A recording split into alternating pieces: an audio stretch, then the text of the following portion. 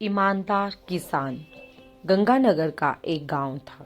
उस गांव में एक गरीब किसान रहता था। वह बहुत ही ईमानदार और मेहनती आदमी था। वह अपने छोटे से खेत में काम करता और बहुत खुश रहता था। पूरे गांव में एक किसान की ईमानदारी की बहुत चर्चा थी। उसका एक दोस्त था बिरजू, जो उस गांव के राजा के यहाँ सिपाही का काम करता था। वह किसान से उसके घर रोज मिलने जाता था। एक बार राजा ने अपने दरबार में एक ऐलान किया कि महल के बगीचे में काम करने के लिए एक अच्छा सा कारीगर चाहिए, जो बगीचे के पेड़ पौधों और फूलों का ध्यान रख सके। राजा का यह ऐलान सुनकर किसान के दोस्त सिपाही ने सोचा कि यही मौका है किसान से मित्रता निभाने का। मैं उसे यहाँ बगीचे में काम पर लगवा दूंगा। उसका व मेरा साथ भी रहेगा एवं किसान का भला भी हो जाएगा। यह सोचकर उसने राजा से कहा कि महाराज, मैं आपके लिए एक ऐसे आदमी को लेकर आऊंगा जो यह काम अच्छे से कर लेगा। तभी राजा ने उस सिपाही को आदेश दिया कि जाओ, कल से ही बगीचे में काम करने के लिए कह दो। उसी वक्त वह सिपाही अपने दोस्त किसान के पास पहुंच गया और उसने किसान को बगीचे के काम की सारी बात बता दी और किसान ने भी काम करने के लिए खुशी खुशी हाँ कर दिया।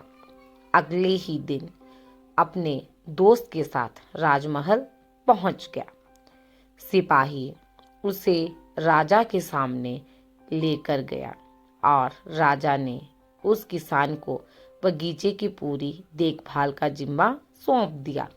राजा ने कहा, तुम अगर पूरी ईमानदारी के साथ काम करोगे तो तुम्हें 50 सोने की मोहरें हर महीने दूंगा। किसान खुशी खुशी बगीचे में काम करने के लिए हाँ कर देता है और वह उसी वक्त बगीचे में काम करने लग जाता है। किसान बगीचे में बहुत दिल लगाकर काम करता था। कुछ दिन बीत गए। किसान ने बगीचे को बहुत सुंदर व हरा भरा बना दिया। राजा को उसका काम बहुत पसंद आया। एक दिन बगीचे में कुछ खुदाई कर रहा था तो उसने जमीन के नीचे कुछ महसूस किया। तो उसने खुदाई की तो देखा वहां नीचे एक बड़ी सी संदूक थी। किसान ने वह संदूक बाहर निकाला और खोला तो क्या देखा, वह सोने और चांदी से भरी हुई थी। यह देखकर किसान बहुत खुश हुआ और ईमानदारी दिखाते हुए राजा के पास पहुंचा। राजा किसान की ईमानदारी देखकर बहुत खुश हुआ और उसके साथ वहां गया जहां किसान ने खजाना निकाला था। राजा ने देखा तो कहा, यह खजाना तो हमारे पुरखों का है। हम कई वर्षों से इसे खोज रहे थे। खजाना देख राजा बहुत ही खुश हो जाता है। राजा अगले दिन किसान को पूछता है, तुम्हें क्या इनाम चाहिए? किसान बोला, मालिक, मुझे कुछ नहीं चाहिए।